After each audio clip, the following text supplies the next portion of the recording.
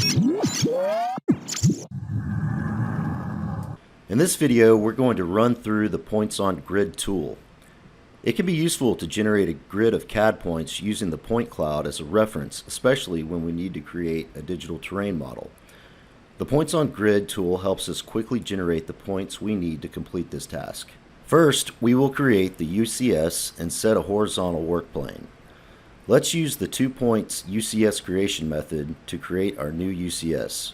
We will square up the scan by picking 1 point to the left and 1 point to the right. Now set the horizontal work plane by selecting Plan View and now click Align View.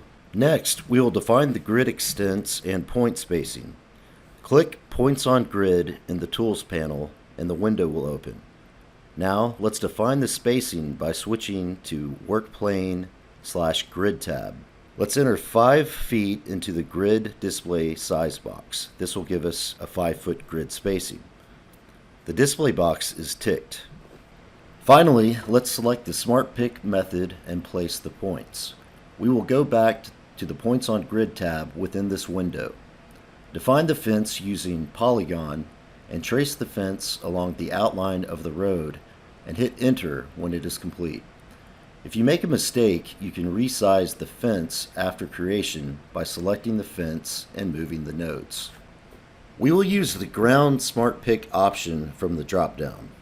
The Ground Smart Pick method doesn't snap to actual cloud points.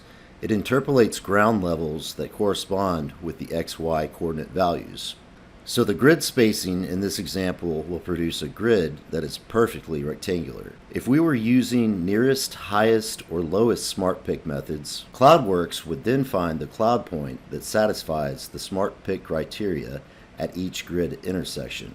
And so, when using one of these pick methods, the grid spacing would not be exactly rectangular. Let's use 1/2 foot for the ground search radius.